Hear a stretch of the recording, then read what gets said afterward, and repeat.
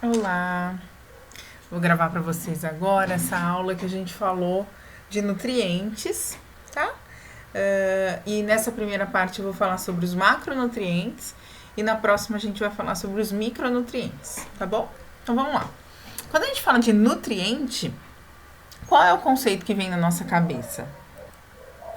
Bom, nutrientes são elementos ou compostos químicos que são necessários para o metabolismo de um organismo vivo. Então, pensando nos seres humanos, os nutrientes vão compor os nossos alimentos. Eles são essenciais para a vida e formados, então, pelos elementos químicos. E a gente divide esses nutrientes em macro e micronutrientes.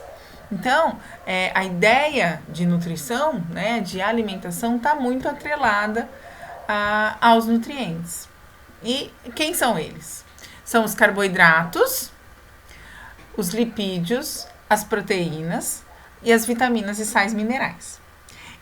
Esses nutrientes, né, são divididos em macro, ou seja, são moléculas maiores e que precisam estar em grande quantidade na alimentação, que são os carboidratos, os lipídios e as proteínas, e em micronutrientes, que são as vitaminas e os sais minerais.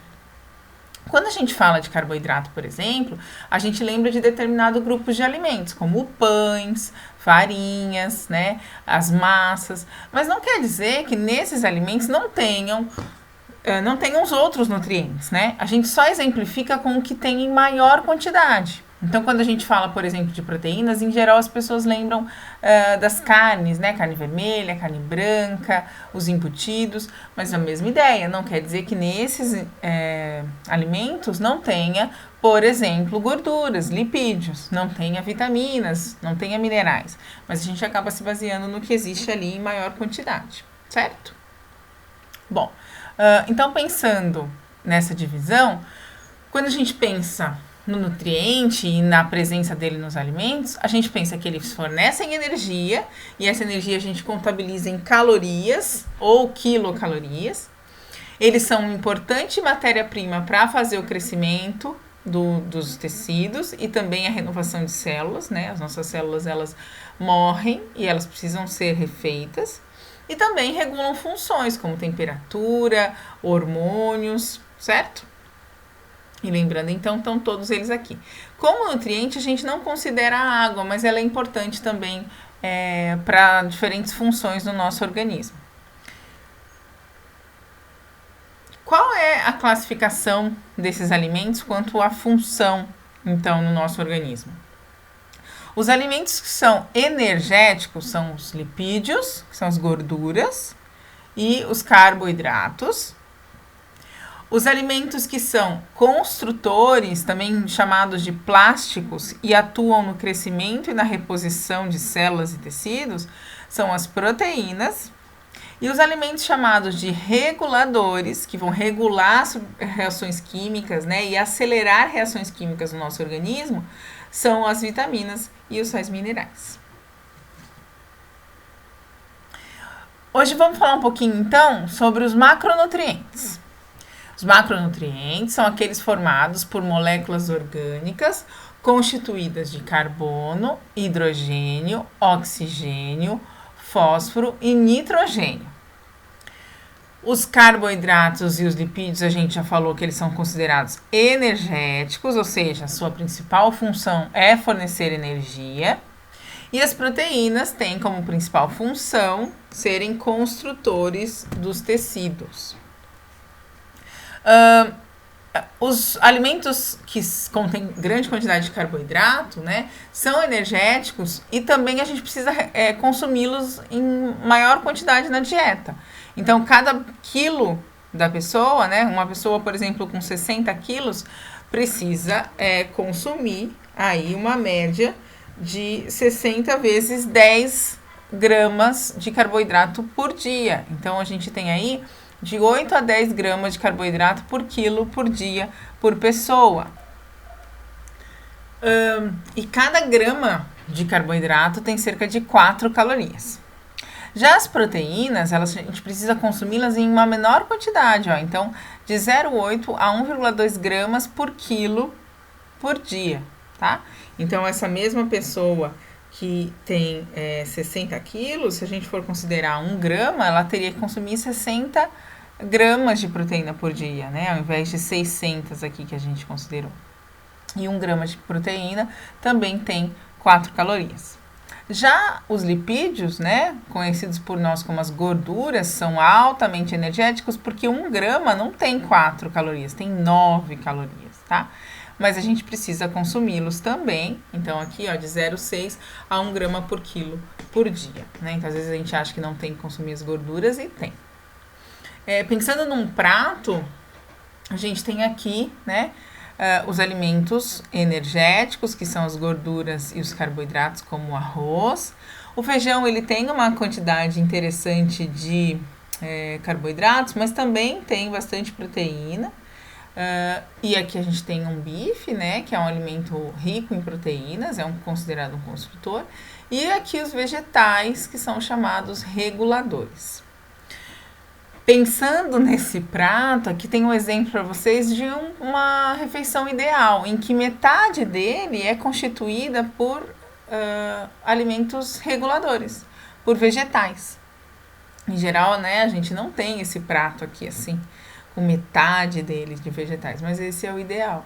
E aí a gente teria 25% de carboidratos, aqui exemplificado pelo arroz, mas poderia ser um outro tipo de carboidrato, um pão, uma massa, né, milho. E aí, 25% de proteína, sendo que a gente também tem que ter uma proteína vegetal, né, que são principalmente as leguminosas. Aqui tem o feijão, mas poderia ser grão de bico, ervilha, lentilha, soja e um pedacinho aqui só de carne de frango, nesse caso, mas de uma proteína animal, que poderia ser uma carne de boi, frango, porco, peixe ou ovos, tá? Então a gente percebe olhando esse prato o quanto muitas vezes o prato da maioria das pessoas é bastante diferente disso, né? Então a gente tem uma discrepância entre o ideal, né, e o correto nutricionalmente e o que é normal, né? O que é mais visto na população. Então a gente tem que ter a consciência de que metade do nosso prato tem que ser de alimentos reguladores, ok? Apesar de grande parte da nossa energia vir dos carboidratos e dos lipídios. Poderia ter um azeitinho aqui em cima, né? Dos vegetais, para fazer com que houvesse uma absorção interessante de gorduras boas, dos lipídios. Eu vou exemplificar agora para vocês um pouquinho de cada um dos 3 macronutrientes, começando pelos carboidratos. Em sua maioria, os carboidratos são produzidos pelos vegetais, então eles são uma reserva energética dos vegetais, importante. Para nós, seres humanos, é uma fonte riquíssima de energia. Como eu já falei, são formados por carbono, hidrogênio e oxigênio. Sua principal função é ser energético, então 1 grama de carboidratos fornece 4 calorias. E a gente precisa consumi-los em grande quantidade. De 50% a 60% do valor calórico total da nossa alimentação diária tem que ser de carboidratos. Os carboidratos, eles são divididos pela quantidade de moléculas que o compõem. Então, eles podem ser pequenos, que são os monossacarídeos, de 5 a 6 carbonos. Eles podem ser maiores, como os disacarídeos ou oligosacarídeos, que vão ter de 2 a 20 carbonos, de 2 a 20 moléculas de glicose, perdão, e os polissacarídeos, que são carboidratos grandes, com muitas moléculas que precisarão ser digeridos, ok? Exemplos de monossacarídeos: a glicose, a frutose e a galactose. Exemplos de oligosacarídeos: a sacarose, a lactose e a maltose. A gente consegue perceber que esses aqui são formados, por esses aqui, tá? Então, a sacarose, por exemplo, contempla uma molécula de glicose junto a uma frutose. Glicose com frutose. A lactose, que é o açúcar do leite, ela vai ter uma glicose unida a uma galactose. Então, são 2 monossacarídeos unidos formando um disacarídeo. E a maltose são 2 moléculas de glicose unidas formando um disacarídeo. Já os polissacarídeos têm muitas moléculas. e eles são principalmente celulose, que é o que tem na parede celular das células das plantas, e a gente não digere, principalmente a fibra da nossa alimentação é formada de celulose. O amido, que é o principal componente dos vegetais e também da nossa alimentação, e a nossa reserva energética, que é o glicogênio, que fica armazenado, esse polissacarídeo glicogênio armazenado no fígado e no músculo, que a gente utiliza em momentos que a gente tem baixa quantidade de energia na dieta, então o nosso corpo utiliza essa reserva energética na forma de polissacarídeo. Então, os mais simples, como eu falei para vocês, de 5 a 6 carbonos, são os monossacarídeos, glicose, frutose e galactose. Tá aqui a fórmula química deles. A glicose, ela está encontrada nas frutas, no xarope de milho, no mel, no açúcar. A frutose nas frutas e no mel, tá? Ele é o mais doce dos açúcares. E a galactose, que só é encontrada no leite, ok? Na lactose, né? No açúcar do leite. Que os exemplos da junção de monossacarídeos, que vai formar um disacarídeo, né? O nome já diz, 2. Então, a sacarose é a glicose com a frutose, está encontrada principalmente na cana-de-açúcar, na beterraba, no melaço. A cana-de-açúcar que faz o nosso açúcar de mesa, né, gente? Nos Estados Unidos, a gente tem uma grande quantidade de açúcar de beterraba também. Mas a maior fonte da nossa alimentação de açúcar é a sacarose.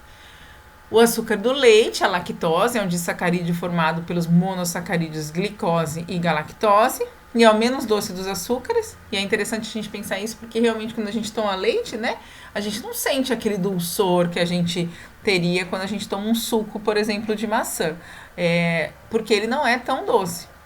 E a maltose, que é um açúcar formado por 2 glicoses. Aqui um exemplo da junção, ó. A galactose, que é um monossacarídeo, unida numa junção química à glicose, a gente vai ter essa ligação glicosídica e aí a formação do disacarídeo lactose, ok? Galactose mais glicose vai dar o disacarídeo lactose. Um outro tipo de carboidrato, os polissacarídeos, então eles são bem grandes. Amido, que é formado por amilose e amilopectina, vai ter nos vegetais, ele é a fonte de reserva energética dos vegetais. Então, milho, arroz, trigo, batata, centeio, cevada, aveia, né? A gente consome muito, né? Trigo, muito arroz, muita batata, milho também. A celulose e a hemicelulose, que eu falei para vocês que não são digeridas, mas são importantes porque são as fibras da nossa dieta e vai estar na parede celular das células das plantas. Tá? Muito importante essas fibras para o funcionamento do intestino. Nós não temos como quebrar essas fibras, né? Então elas seguem intactas, mas ajudam a fazer o bolo fecal e também ajudam na fermentação bacteriana e na saúde intestinal. Aqui um resuminho para nós, então, monossacarídeos, açúcares simples, frutose, glicose e galactose. A junção deles vai formar os disacarídeos, então a sacarose, por exemplo, que é o nosso açúcar branco, né, refinado de mesa, é a junção de glicose com frutose. A maltose são 2 glicoses e a lactose é a junção da galactose com a glicose, é o açúcar do leite, tá? E os grandes carboidratos, então a gente tem os amidos, principalmente nas plantas, que a gente consome bastante, a celulose, que eu falei para vocês, que vai ser a parede celular e vai dar as fibras na nossa alimentação. Aqui está o nosso glicogênio, que vai estar armazenado no músculo e no fígado, é uma reserva de energia do nosso corpo. Então, você está fazendo dieta. O seu cérebro não pode ficar sem açúcar. Então, o que seu cérebro não, né? O que seu sistema fisiológico vai fazer? Tirar o glicogênio que está estocado lá no seu fígado e vai quebrá-lo, né? E vai liberar essas glicosezinhas, esses açúcares que vão entrar nas suas células para te fornecer energia. A gente consome muitos amidos, como eu falei para vocês. Eu botei alguns exemplos aqui, ó. Amido: massas, pães, cereais, farinhas, arroz, milho, feijão, fubá, mandioca, batata. Tudo tem amido, tá? Principalmente porque, ó, por exemplo, quando você pensa no pão, vem do trigo. O trigo é um vegetal, então tem amido, ok? A frutose, então, está nas frutas, nos sucos, nos doces que contêm frutas. A lactose, a gente já falou, nos derivados e no leite. Então, quando a gente pega um requeijão, tem lactose, né? Menos, mas tem. E a sacarose, que é o açúcar branco refinado, açúcar de cana no nosso país, de beterraba em outros, como nos Estados Unidos. O mel tem bastante sacarose e outros doces em geral, porque afinal de contas a gente adiciona açúcar nos doces. Eu queria que a gente pensasse um pouquinho no açúcar mais doce que tem, né, dentro da nossa boca, que tem um sabor bastante intenso de açúcar, que são as frutas. O açúcar das frutas, o principal açúcar das frutas, é um monossacarídeo, é a frutose. Vou voltar aqui para vocês pensarem, ó. É um monossacarídeo, ok? Frutose. Só que muitas vezes a gente vai encontrar a sacarose nessa fruta. E o que vai acontecer?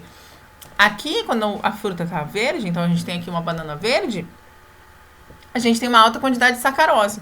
Conforme ela vai amadurecendo, há uma quebra, né, uma clivagem da sacarose e ela vai se liberar glicose e frutose. E aí esse sabor vai estar mais adocicado por causa da presença desses monossacarídeos. Então esse disacarídeo foi quebrado e formou a glicose e a frutose separadas, ok? Essa tabelinha mostra pra gente os teores médios de frutose em gramas para cada 100 gramas da fruta. Então aqui a gente percebe em vermelhinho, ó, a maior quantidade de frutose nas frutas, na jaca. Então, a gente tem aqui, ó, 9,2 frutose total na jaca. Na manga, ó, 8,5. Aqui as uvas também tem uma grande quantidade, 8,1. Maçã, não é à toa, gente, que os sucos de frutas que a gente vê industrializados, muitas vezes tem abacaxi com maçã. Não sei se vocês já repararam. Maracujá com maçã. Por quê? Porque é uma fruta que tem grande poder de dulçor, né? De adoçar. Então, a indústria utiliza isso, tá bom? A goiaba também. Às vezes a gente tem goiaba, mas a goiaba interfere mais no sabor do que a maçã. A maçã é mais neutra. A banana, né? Que também é bem doce aqui, 6,2, ok? E aí a gente tem aí uma variedade, ó. Por exemplo, limão, ó, 0,9. Enquanto a jaca é 9,2, é 0,9 limão. Realmente o limão não é muito doce. Tá bom? Então, a gente tem aí a quantidade de frutose variando na fruta verde e na fruta madura e entre as frutas, tá? Frutas mais doces e frutas menos doces. Aqui também uma quantidade de carboidratos. A gente usa o açúcar branco como medida, porque ele é quase inteiro sacarose, tá? Ele é a medida para todas as outras. É ele que se mediu para ver que 1 grama de carboidrato tem 4 calorias, tá?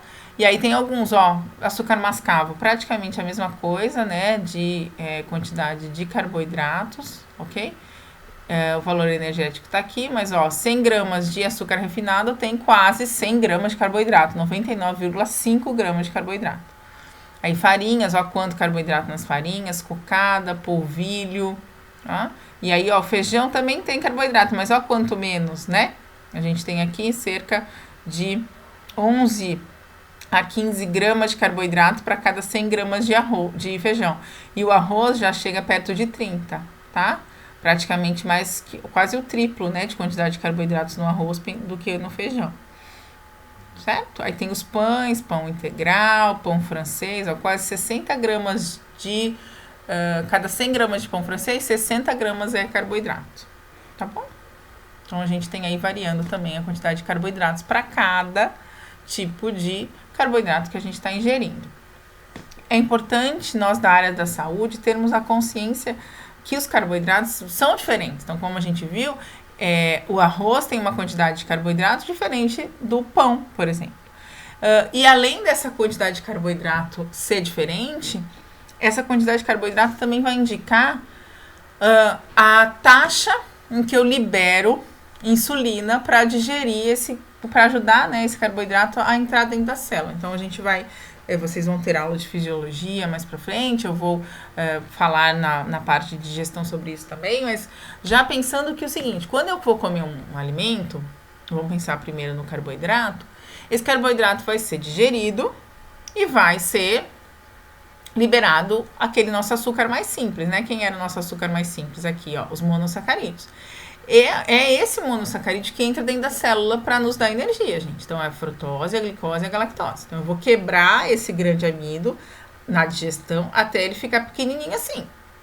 Ficando pequenininho assim, quanto mais eu libero na corrente sanguínea de açúcar, mais eu vou ter que liberar de insulina, né? Lembrando assim, simplificadamente, que a insulina é o caminhãozinho que leva esse açúcar para dentro da célula.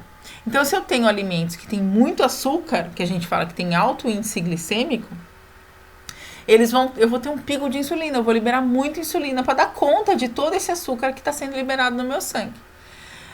E alimentos que tenham um baixo índice glicêmico, não, né? Eles vão ter uma demora maior para digerir e uma demora maior, então, para o meu pâncreas liberar insulina. Mas o que interfere nesse índice glicêmico? É só a quantidade de carboidrato? Não. É a quantidade de carboidrato junto às fibras. Então, a gente consegue perceber que os açúcares mais simples, que não tem fibra nenhuma, que está aqui em vermelho, ó, batata, os doces, certo? Até as bebidas alcoólicas, aqui um pão. Esses alimentos, gente, eles são pobres em fibras, não tem vegetais aqui, né? Não tem a celulose que a gente falou. Então, a digestão é muito rápida e eu vou liberar açúcar muito rapidamente na corrente sanguínea. A tendência a diabetes aumenta muito em dietas que vão ter só esses alimentos. Aí a gente tem os alimentos com médio índice glicêmico, que tem muita frutose, como por exemplo a banana e abacaxi, mas já tem um pouco de fibra. E os alimentos com baixo índice glicêmico. O que significa isso? Que a gente tem açúcar, tudo bem, nós temos carboidrato, mas também nós temos fibras que vão demorar a digerir e com isso a liberação do carboidrato na corrente sanguínea também é mais lenta, certo? Então, qual é o ideal, né? A gente tem uma dieta equilibrada, né? Em introduzir ele, mas principalmente aqui, né? Com alimentos ricos em fibras e com baixo índice glicêmico, para eu não ter uma predisposição à diabetes aumentada, já que eu vou estar sobrecarregando o meu pâncreas com liberação de insulina cada vez que eu como esses alimentos aqui, ok? Aqui tem uma tabela grande para vocês, tá? Que mostra alimentos com baixo índice glicêmico, que a gente considera até 55, um índice glicêmico moderado, de 56 a 69, e um índice glicêmico alto, ou seja, rapidamente eles são digeridos e rapidamente eu preciso liberar insulina pelo meu pâncreas, sobrecarregando ele ao longo do tempo, de 70 ou mais, tá? E G aqui é o índice glicêmico. Então percebam, ó, cenoura crua, muita fibra, pouco açúcar, um índice glicêmico baixo. Agora, pensando num pão, ó, 70 de índice glicêmico. Então, rápido, preciso de energia, vou fazer uma prova, vou para academia. É interessante você comer esses alimentos com alto índice glicêmico em alguns momentos. Por quê? Porque eles não vão demorar a sua digestão e eles vão liberar o açúcar rápido na corrente sanguínea, tá? Mas, em geral, os alimentos que a gente utiliza têm que ser baseados num baixo ou moderado índice glicêmico. Aqui está o esqueminha mostrando isso, ó, gente. O açúcar na corrente sanguínea. Esse açúcar vai ser rapidamente digerido e aumentar o pico aqui de açúcar e aí, consequentemente, o pico de insulina. E por que volta? Porque rapidamente esse açúcar cai, ele é absorvido pela célula e cai de novo. Você vai estar com fome daqui a pouco, também tem isso, né? Se você tomar um suco de laranja cheio de açúcar, você vai encher o seu estômago, vai absorver muito rápido aquela frutose que está aqui, mas rapidamente você vai ter uma digestão. Aquela digestão é rápida e você vai estar com fome daqui a pouco de novo, tá? Gerando pico de insulina, como a gente falou, e uma sobrecarga do pâncreas. Já os alimentos que a gente tem, principalmente fibras, que são chamados carboidratos integrais, ou a fruta inteira, né? A gente vai ter uma diminuição do trânsito intestinal, a insulina vai ser liberada ao longo do tempo e a gente não vai sobrecarregar o nosso pâncreas, ok? Finalizando os carboidratos, vamos falar um pouquinho sobre as proteínas. As proteínas, elas são principalmente formadas por aminoácidos, a sigla AA que eu coloquei aqui para vocês. Nós temos aminoácidos que não são sintetizados por nós, seres humanos, não são feitos pelo nosso corpo, que são chamados essenciais. Arginina, histidina, isoleucina, leucina, lisina, metionina, fenilalanina, treonina, triptofano e valina são aminoácidos essenciais. A gente tem que obter na alimentação porque a gente não sintetiza, não fabrica. Já os aminoácidos, que a gente chama de não essenciais, são fabricados, são sintetizados pelo nosso corpo. E são a alanina, o aspartato, asparagina, cisteína, glutamato, glutamina, glicina, prolina, serina e tirosina.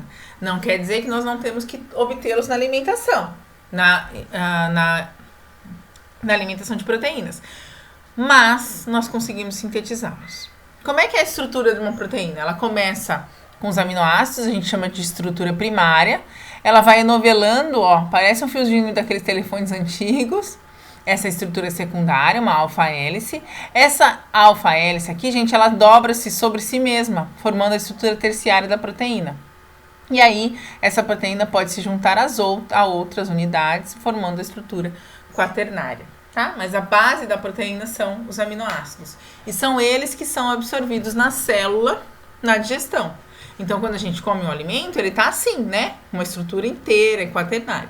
E aí, através do preparo do alimento, esquentando, e também do processo digestivo, a gente vai chegar nesse aminoácido aqui para absorção, tá? É esse aqui que entra na nossa célula. Esses aminoácidos aqui que entram na nossa célula, certo? Funções de proteínas, muitas, tá? Não tem só os alimentos de origem animal, aqui está exemplificados os alimentos de origem animal, mas a gente tem proteínas, boas proteínas de origem vegetal.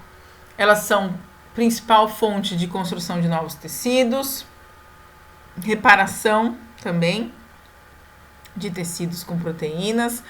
Ela contribui para o fluido e secreções corpóreas, mantém as relações osmóticas, ou seja, as cargas de água no sangue, nos órgãos, ajuda a transportar substâncias, principalmente lipídios. Nós já falamos, 1 grama de proteína gera 4 calorias para o corpo e a gente precisa de uma necessidade diária não muito alta, tá?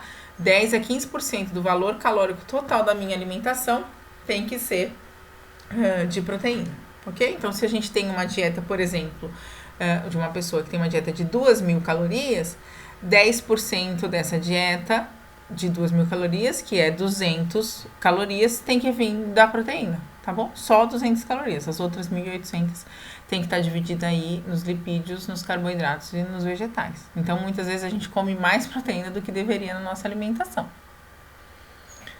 A gente tem uma classificação bastante polêmica com relação à qualidade nutricional das proteínas, porque muitos artigos científicos ainda relatam que as proteínas são divididas em completas e incompletas, e as completas são aquelas que são provenientes dos alimentos, principalmente de animais, tá? Então, por que elas são completas? Porque elas vão ter todos os aminoácidos essenciais que a gente falou aqui, ó, que a gente não fabrica, e eles estão nessas proteínas completas, tá? Então, proteínas completas são aquelas que contêm todos os aminoácidos essenciais ou indispensáveis em quantidade suficiente na proporção adequada com os aminoácidos não essenciais. Quem são elas? Proteínas do leite, carne e ovos, arroz e feijão. O arroz e feijão, gente, ele se completa, tá? Na proporção aqui de 3:1, a gente tem uma junção das proteínas perfeitamente. É um alimento bastante importante. Já as proteínas que são chamadas de incompletas, elas têm uma deficiência de aminoácidos, de um ou mais. E elas são encontradas principalmente nas proteínas de grãos, leguminosas e vegetais. Então, por exemplo, soja, feijão, ervilha, algumas folhas têm proteína, só que ainda falta alguns aminoácidos. E por isso que pessoas vegetarianas têm que ter muito cuidado nessa dieta, né? No que elas comem, porque elas precisam ter uma variedade muito grande dessas proteínas dos vegetais para conseguir absorver todos os aminoácidos essenciais que elas precisam, certo? É possível, mas tem que ser com a ajuda de um profissional, de um nutricionista. Os lipídios são o último grupo de macronutrientes que a gente vai falar hoje. Então, aqui eu exemplifiquei não só com uma gordura, que a gente pensa em gordura, a gente já pensa nos óleos, né? Mas a gente tem bons lipídios, por exemplo, na azeitona, nas carnes, né? Aqui tem um peixe que é o salmão, que tem ômegas, né? Então, é uma gordura boa, mas as carnes animais, como de boi e de frango, também tem proteína, aí não tão boa, né? Proteína não, perdão. Lipídios, mas não tão bons. As oleaginosas, né, que são as frutas que também têm boas fontes de lipídios. Então aqui tem nozes, macadâmia, amêndoa, castanha de caju e o abacate, que é uma fruta muito famosa pela quantidade de gordura. Claro que a gente tem que comer com moderação os lipídios, mas a gente tem que ingeri-los na dieta e priorizando esses alimentos com lipídios não saturados, né? São uma importante fonte energética, então 1 grama de lipídio tem 9 calorias, né? Lembra, 1 grama de carboidrato de proteína tem 4 calorias, então ele é bem mais calórico, mais que o dobro. Ele é uma fonte de proteção importante, então nos nossos órgãos a gente tem camadas de gordura. No abdômen vocês vão ver, quando vocês virem, não sei se vocês já viram em anatomia, né? Os órgãos abdominais ficam protegidos por uma camada de gordura. Eles são isolantes térmicos, então a gente até brinca, né? Pessoas mais gordinhas têm menos frio, porque a gordura ela é um isolante térmico, sim. Gorduras são importantes para transportar as vitaminas que só se dissolvem em gorduras, são as lipossolúveis, a vitamina A, D, E e K, são lipossolúveis, e também ajudam na saciedade. Nós precisamos de 20 a 30% do valor calórico total diário de lipídios, tá? Então lembra, 60% de carboidratos, 10 a 15% de proteínas e 20 a 30% de lipídios, mais do que proteínas e menos de carboidrato, a nossa ingestão aí. Nós temos que ter uma ingestão interessante aqui de ácidos graxos essenciais, que são os ômegas 6 e 3, tá? E temos que não ter uma grande quantidade dos lipídios que aumentam o colesterol. Aqui está a proporção ideal, ó, ômega 3 e ômega 6. Qual é o nosso problema? Que na nossa dieta moderna a gente come muito mais gorduras que tem nos óleos, por exemplo, de soja, né, que é o ômega 6 aqui, até o azeite, do que o próprio ômega 3, que é um lipídio muito falado aí, porque ele diminui o colesterol, ajuda nas células cerebrais, diminui a propensão de arteriosclerose, né, que é o entupimento das artérias. Então a gente tem que ter aí uma ingestão de gordura muito equilibrada, que eu acho que é um dos macronutrientes mais difíceis da gente conseguir equilibrar são os lipídios.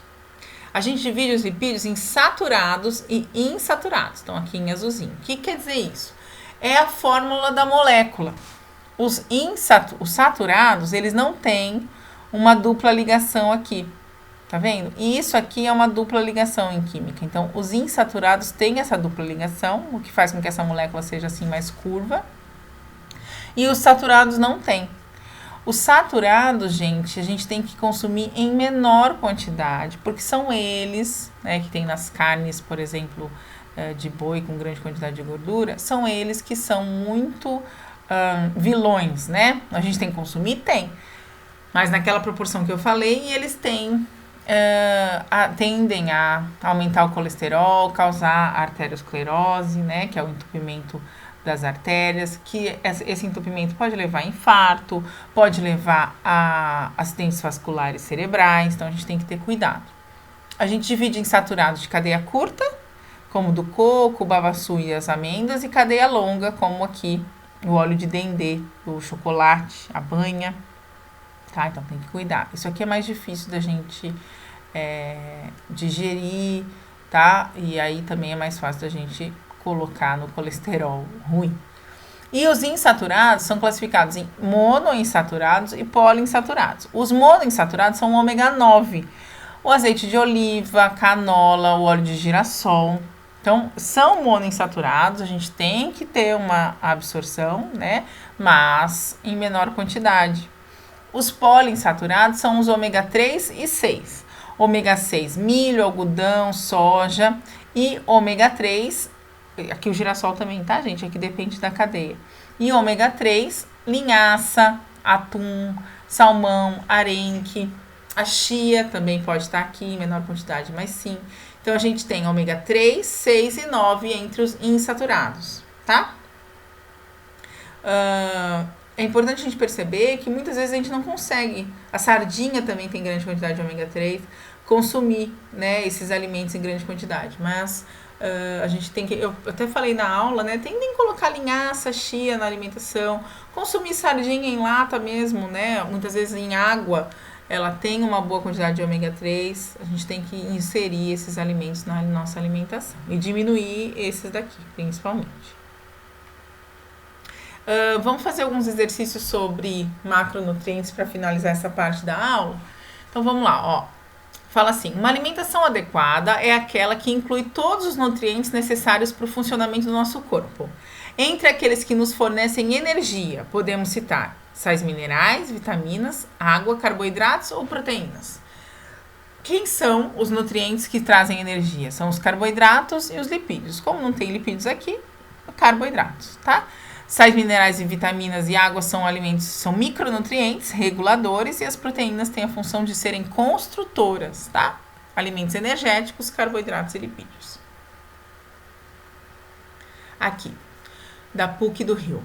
Macronutrientes podem ser definidos como a classe de compostos químicos que devem ser consumidos diariamente e em grande quantidade, pois fornecem energia e são componentes fundamentais para o crescimento e manutenção do corpo. Qual deles é obtido em maior abundância em dietas baseadas em vegetais e em produtos de origem animal, respectivamente? Então, ele quer o que tem bastante nos vegetais e também o outro que tem bastante em animal. Quando a gente pensa em animal, gente, a principal fonte é proteína, tá? Então, a gente conseguiria aqui já olhar, ó, respectivamente, carboidrato e aqui do lado proteína. Então, a resposta, vegetais, é o amido, que a gente consome muito, carboidrato, e animal, proteína, tá? Então, seria a resposta A. Dieta muito vegetal, muito amido, muito carboidrato, que é um polissacarídeo. Dietas animais, carne, ovo, leite, muita proteína. Seria aqui a resposta. Monossacarídeo, lembram quem são? Glicose, frutose e galactose. Sacarose é de sacarídeo, lactose é de sacarídeo, maltose é de sacarídeo, rafinose também. Então, só sobrou aqui como monossacarídeo a frutose, certo? Bom, vou parar por aqui essa parte da aula dos macronutrientes. E aí, a próxima aula a gente vai falar sobre os micronutrientes, vitaminas e sais minerais.